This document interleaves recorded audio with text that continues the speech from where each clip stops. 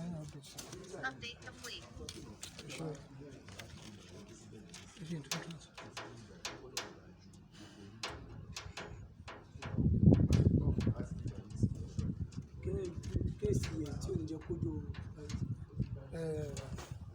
tójú bá ti rọ̀ sí náà ọ̀gá lẹ́ẹ̀kan rẹ̀ sọ wípé tẹ bá kọjú ẹ̀ sókè pé wọ́n máa tètè dógùn tí mi ò bá débẹ̀ ló máa dógùn àbí kò sí bómi òṣè ní débẹ̀. Kò sí bómi òṣè ní débẹ̀ náà bọ́ bó ṣe wà báyìí kò ní tètè dógùn.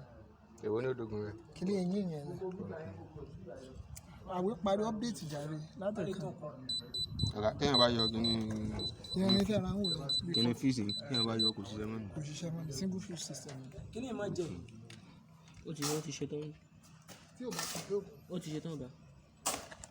Okay, start. Ẹkún bẹ. Kò rí mẹ́sì.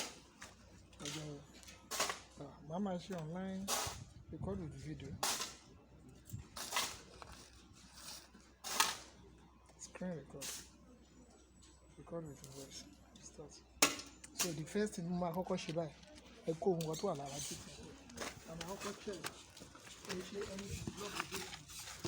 Ogun kan bá wà lórí ìlú náà ó ní ká fi sí àárín méjì. So the next thing tá a máa ṣe sí ìdáná sẹ́yìn láti. Ó ní ká jẹ ọ̀nà méjì pé ṣé kò sí nǹkan bẹ́ẹ̀. kọ̀ǹpútà ẹ̀dùn rẹ̀ náà ìwá o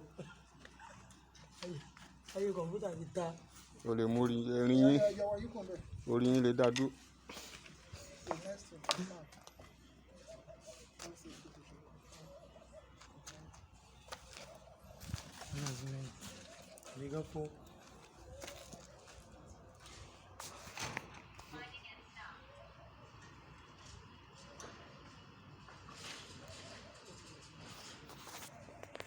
Ó ń try láti wá ibi tí gate kan parí sí. Tó bá kan parí báyìí. ọ̀gá bóyá fìlà yìí ẹ̀ máa padà bọ̀ nígbà tó lọ́tà tí ẹni ti mú tẹ́nìkan lọ mú.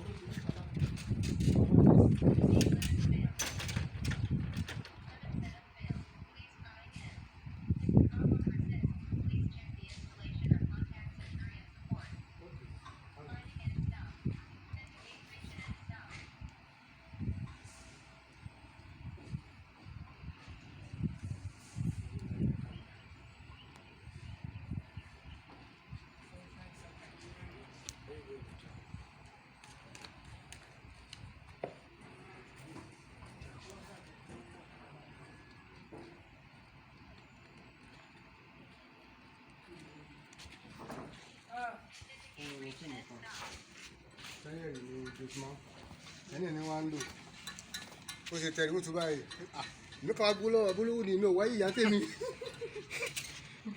mi ò wáyé ìyá tèmi.